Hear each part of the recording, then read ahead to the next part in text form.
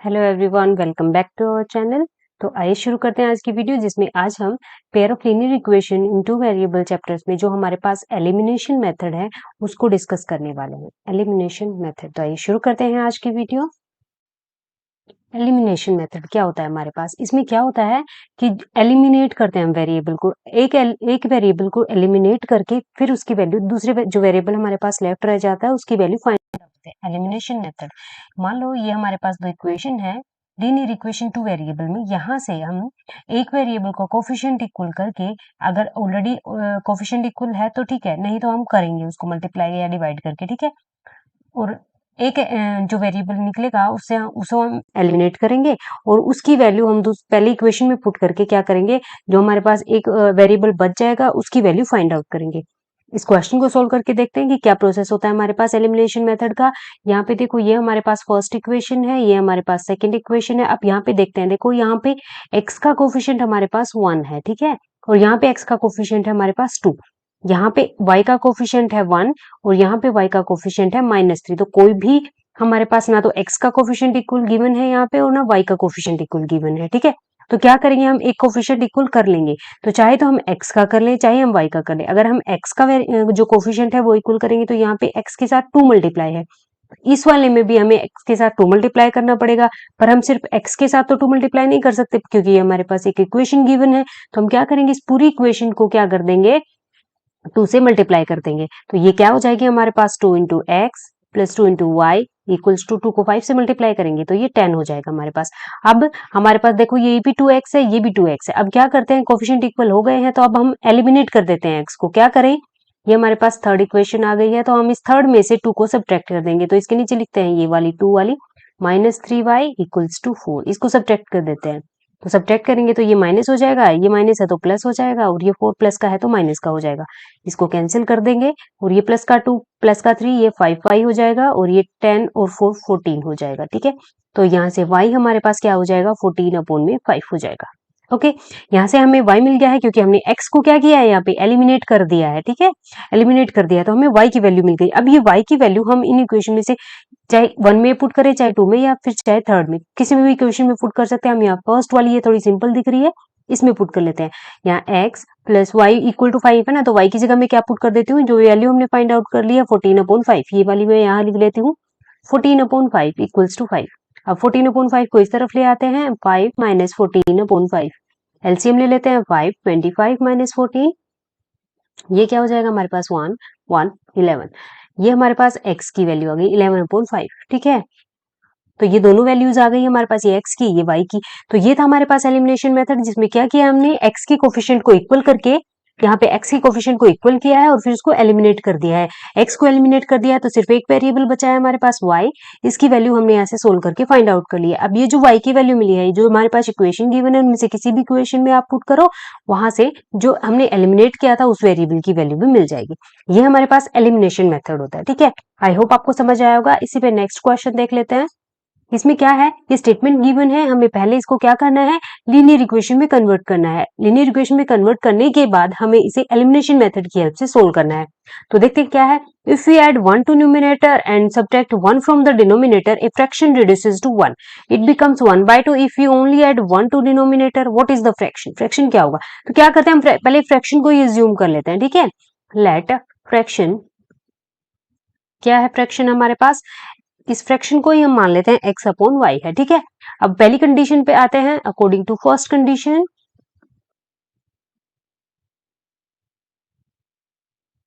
क्या है हमारे पास, if we add 1 to numerator and subtract 1 from denominator. Numerator है, ये ऊपर वाला हमारे पास न्यूमरेटर होता है, नीचे वाला डिनोमिनेटर होता है, ये तो आपको पता ही होगा। तो 1 तो हमें ऐड करना है न्यूमरेटर में, इसमें तो हमें 1 ऐड करना है और एक सब्ट्रैक्ट करना है डिनोमिनेटर में से, और ये किसके इक्वल हो जाता है, ये रिड्यूसेस टू 1, ये 1 के इक्वल हो जाता है, ठीक है। अब इसको सोल्व कर लेते हैं, इसको क्रॉस मल्टीप्लाई कर लेते हैं, तो ये क्या हो जाएगा, x plus 1 equals to y minus 1 हो जाएगा। y को इस तरफ ले आते हैं, x minus y equals to इस 1 को इस तरफ ले आते हैं, तो ये -1 और -1 2 -2 हो जाएगा, ठीक है। ये हमारे पास एक फर्स्ट इक्वेशन आ गई। अब दूसरी कंडीशन पे आते हैं, क्या है, it becomes 1/2 if you only add 1 to denominator. अगर सिर्फ डिनोमिनेटर में 1 ऐड करेंगे तो ये क्या हो जाता है, 1/2 के इक्वल हो जाता है। तो x upon y plus 1 equals to 1/2। यहाँ से भी क्रॉस मल्टीप्लाई कर लेते हैं, ये हो जाएगा 2x equals to y plus 1। y को इस तरफ ले आते हैं तो 2x minus y equals to 1। ये हमारे पास दूसरी कंडीशन आ गई है। अब ये दोनों लीनियर इक्वेशन आ गई है हमारे पास x और y टू वेरिएबल्स में। तो क्या करें, अब इसको एलिमिनेशन मेथड से हमें सोल्व करना है। इसमें हमें एक वेरिएबल को एलिमिनेट करना है। तो यहाँ पे चाहे हम x को एलिमिनेट करें चाहे y को, लेकिन यहाँ पे x का कोफिशिएंट 2 है, यहाँ x का कोफिशिएंट 1 है। तो x का कोफिशिएंट, तो x को एलिमिनेट करने के लिए हमें पूरी इक्वेशन को 2 से मल्टीप्लाई करना पड़ेगा। ये आप कर सकते हैं। दूसरी बात, यहाँ पे y का कोफिशिएंट 1 है, यहाँ भी y का कोफिशिएंट 1 है, तो हम क्या कर सकते हैं, डायरेक्टली इसको सब्ट्रैक्ट कर सकते हैं y को एलिमिनेट करके। हमें यहाँ पे फिर इक्वेशंस को किसी से भी मल्टीप्लाई करने की जरूरत नहीं, क्योंकि यहाँ पे y का जो कोफिशिएंट है वो ऑलरेडी इक्वल हमें गिवन है। तो हमें इसको डायरेक्टली सब्ट्रैक्ट कर देते हैं, यहाँ से y एलिमिनेट हो जाएगा और x की वैल्यू हमें मिल जाएगी। ठीक है, तो इसके नीचे मैं ये वाली इक्वेशन लिख रही हूँ, इसको डायरेक्ट सब्ट्रैक्ट कर लेते हैं, इक्वल्स टू -2। जब इसको सब्ट्रैक्ट करेंगे तो ये माइनस हो जाएगा, ये प्लस हो जाएगा और ये भी प्लस हो जाएगा। यहाँ से ये वाला कैंसिल हो जाएगा, ये माइनस का है यहाँ पे, या प्लस का है, तो यहाँ से 2x में से एक x चला जाएगा तो 1x बच जाएगा, और यहाँ पे 1 + 2 3 हो जाएगा। ठीक है, तो यहाँ से हमने क्या किया है, y को एलिमिनेट किया है, और क्योंकि y का जो कोफिशिएंट था वो ऑलरेडी हमें इक्वल गिवन था, तो यहाँ से हमें x की वैल्यू मिल गई। अभी x की वैल्यू वापस इसमें पुट कर देते हैं, तो यहाँ पे x की जगह मैं 3 पुट कर रही हूँ, माइनस में y है और इक्वल्स टू -2 है। ठीक है, अब माइनस वाई को इस तरफ रखते हैं, 3 को इस तरफ ले आते हैं, तो ये हो जाएगा -2 -3, तो -y इक्वल्स टू -5। अब माइनस से दोनों तरफ मल्टीप्लाई कर देते हैं, तो यहाँ से y इक्वल्स टू 5 आ जाता है। ठीक है, तो क्या किया है हमने, पहले y को एलिमिनेट किया है, कहां से x की वैल्यू मिल गई है, x की वैल्यू वापस इक्वेशन में पुट करी है तो y की वैल्यू मिल गई है। अब क्या आ गया हमारे पास फ्रैक्शन 3/5, क्योंकि x की वैल्यू हमें 3 मिली है, y की वैल्यू हमें 5 मिली है, तो ये जो हमारा पास फ्रैक्शन है वो क्या मिल गया है, 3/5। ठीक है, नेक्स्ट क्वेश्चन देखते हैं। 5 years ago, Noori was twice as old as Sonu. 10 years later, Noori will be twice as old as Sonu.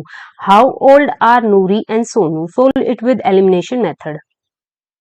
इसमें हमें क्या बोला है कि 5 साल पहले ना नूरी की एज सोनू की एज से 3 गुना थी, और आज से 10 साल बाद नूरी की एज होगी वो 2 गुना होगी सोनू से।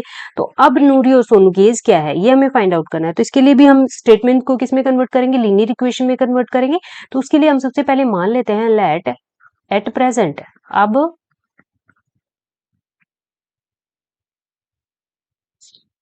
नूरीज एज क्या है, x मान लेते हैं, और आज सोनू की एज मान लेते हैं हम y, x ईयर और y ईयर। ठीक है, अब कंडीशन इस पे अप्लाई करते हैं। देखो 5 years ago, अगर आज एज नूरी की x ईयर है तो 5 साल पहले कितनी रही होगी, x - 5 रही होगी, और अगर आज सोनू की एज y है तो 5 साल पहले कितनी रही होगी, y - 5 रहेगी। ऑब्वियसली अगर आज किसी की एज 10 ईयर है, 5 साल पहले कितनी रही होगी, 5 साल ही रही होगी, 10 में से 5 को सब्ट्रैक्ट करेंगे तो 5 साल रही होगी। आज अगर 15 साल है तो पहले 5 सब्ट्रैक्ट करेंगे 10 साल रही होगी। ठीक है, तो यही करना है। पर 5 साल पहले नूरी की एज 3 गुना थी, ये दोनों इक्वल नहीं है, क्योंकि 3 गुना थी, 3 गुना ज्यादा बड़ी थी नूरी। तो क्या करते हैं हम, सोनू की एज को भी 3 से मल्टीप्लाई कर लेते हैं, फिर तो इक्वल हो ही जाएगा। अब इसमें इक्वल टू का साइन लगा देते हैं। अब इसको सोल्व कर लेते हैं। ये हो गया हमारे पास x - 5 इक्वल्स टू 3y - 15।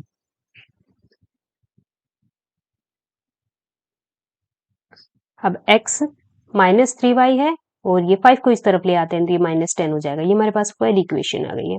दूसरा, 10 ईयर लेटर, अगर आज x ईयर है नूरी की एज तो 10 साल बाद कितनी होगी, x + 10 होगी। ऐसे ही अगर आज एज सोनू की y ईयर है तो 10 साल बाद कितनी होगी, 10 ईयर होगी। देखो अगर किसी की एज आज 10 साल है तो 10 साल बाद कितनी होगी, 10 + 10 20 होगी। आज 5 साल है तो कितनी होगी, 15 साल होगी।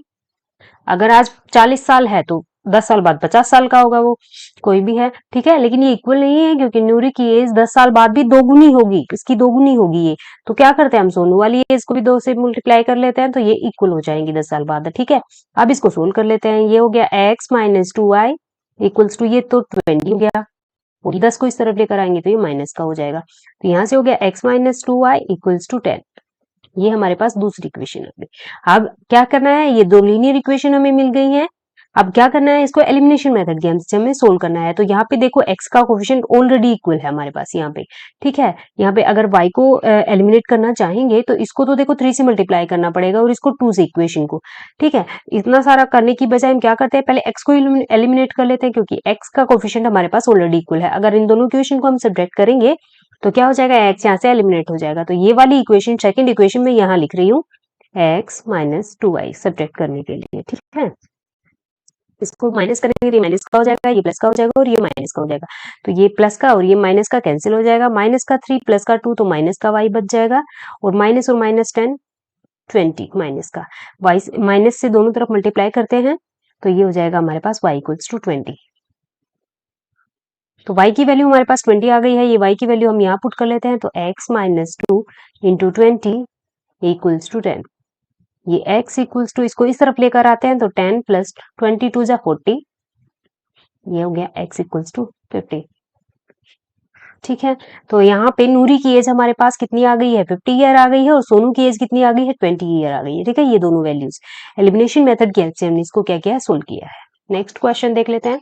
Meena went to the bank to withdraw rupees 2000, she asked the cashier to give rupees 50 and 100 notes only. Meena got 25 notes in all. Find how many notes of rupees 50 and 100 she received. Solve it with the elimination method. क्या बोला है, मीना कोई girl है, वो bank में गई है, उसको पैसे निकलवाने हैं 2000 रुपीज। ठीक है, पर उसने कैशियर को क्या बोला है कि सिर्फ उसको किसकी जरूरत है, सिर्फ 50 के और 100 के नोट की ही जरूरत है। तो कैशियर ने क्या किया, उसको टोटल में 25 नोट्स दे दिए, जितने भी 50 के दिए, जितने भी 100 के दिए, टोटल मिलाकर उसको नोट कितने दिए, 25 नोट दे दिए। अब हमें ये बताना है कि उस 25 नोट्स में से उसको 50 के कितने नोट मिले और 100 के कितने नोट मिले। तो इसके लिए हम क्या करते हैं, एज्यूम ही कर लेते हैं। सबसे पहले तो 50 नोट हैं कितने, x हैं, और 100 के जो नोट हैं वो कितने हैं, वो y है। ठीक है, तो देखो x प्लस y तो कितना हो गया, पहली कंडीशन तो यही होगी 25, क्योंकि जो 50 के और 100 के हैं ना नोट, वो मिलाकर उसको कितने मिले हैं, 25 मिले हैं। ठीक है, एक तो यही कंडीशन आ गई। दूसरा, 50 के जितने भी नोट मिले हैं उतना, और 100 के जितने भी नोट मिले हैं उतना, टोटल मिलाकर उसने पैसे कितने निकलवाए हैं, 2000 निकलवाए हैं। अब देखो उसके पास टोटल कितने नोट हैं, 50-50 के x है, तो 50-50 के जितने भी नोट होंगे वो कितनी अमाउंट होगी, 50 इंटू एक्स। फॉर एग्जाम्पल, मान लो उसको 50-50 के 2 नोट मिले हैं, तो उसके पास कितने होंगे, 50 प्लस 50 100 रुपए होंगे ना, क्योंकि क्या किया हमने, 50 को 2 से मल्टीप्लाई कर लिया है। 2 नोट मिले हैं उसको 50-50 के, तो 100 रुपए हो गए।